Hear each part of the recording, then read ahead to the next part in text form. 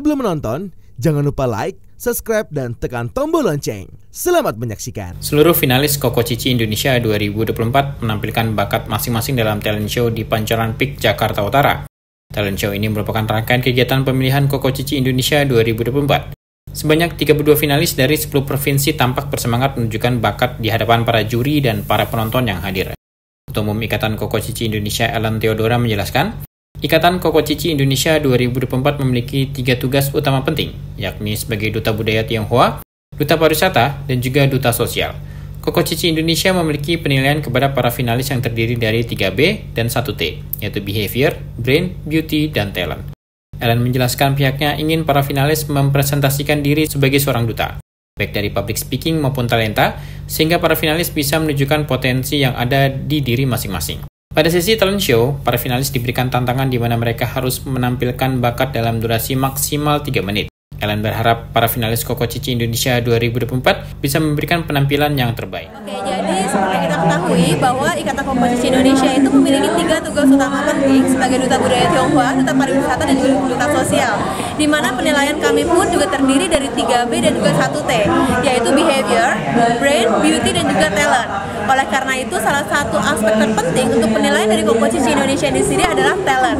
Untuk itu, pada malam hari ini kita akan sama-sama menyaksikan bakat-bakat dari ke-32 finalis Koko Cici Indonesia yang berasal dari 10 provinsi yang ada di Indonesia.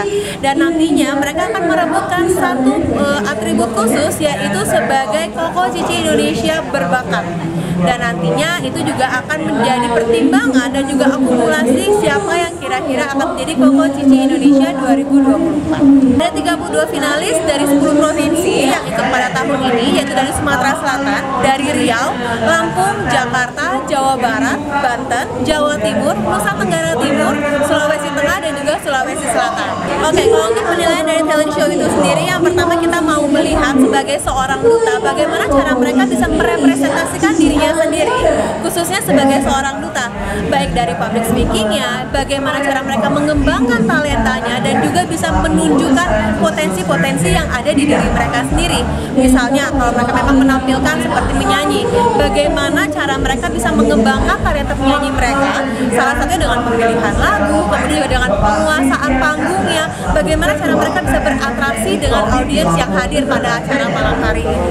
Betul, jadi kami sudah mengadakan karantina online dari tanggal 24 Oktober 2024 dan per tanggal kemarin di tanggal 9 November dari ke-32 finalis ini kami kumpulkan di karantina offline yang ada di Jakarta. Dan pada hari ini adalah hari kedua karantina offline-nya, itu adalah penunjukan talent show, di mana mereka sudah menyiapkan dari jauh-jauh hari mengenai talenta apa yang akan mereka tampilkan untuk acara malam hari ini. Jadi benar-benar sama karantina offline mereka hanya diberikan 1 kali kesempatan untuk gladi resik. Dan ini juga akan pertama kalinya mereka akan menampilkan talent show mereka secara offline. Karena di tahun-tahun sebelumnya memang kami adakan secara eksklusif dan internal, itu berdasarkan dari online-nya saja. Seperti itu. Jadi benar-benar ini apa yang mereka persiapkan pada saat mereka di provinsi. Betul, 1 peserta 3 menit. Jadi juga kita menantang mereka bagaimana cara mereka bisa memanfaatkan waktu dengan sebaik-baiknya.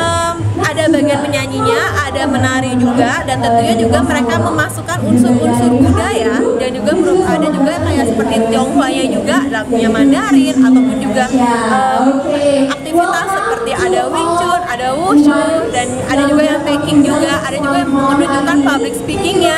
Jadi nanti kita akan lihat sama-sama bagaimana penampilan mereka. Tentunya harapan saya adalah agar mereka bisa memberikan penampilan yang terbaik, karena saya tahu mereka berada di sini bukan hanya membawa nama mereka sendiri saja, tapi juga provinsinya nih.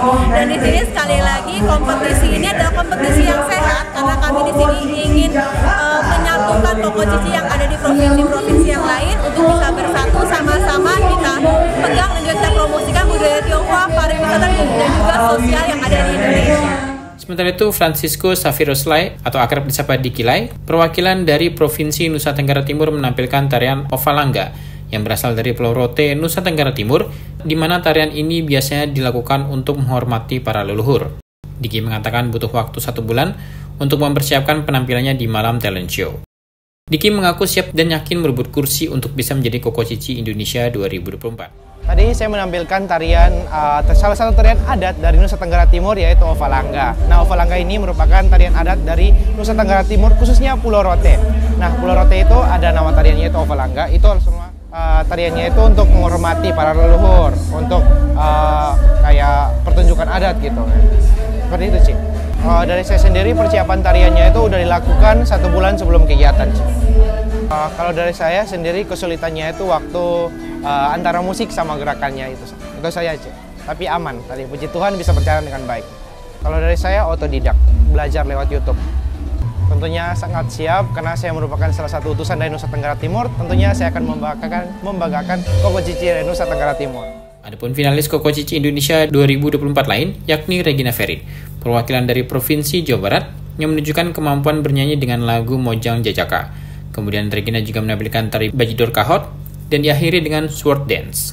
Tidak hanya Diki, Regina juga mengaku siap dengan kemampuannya untuk bisa menjadi Koko Cici Indonesia 2024.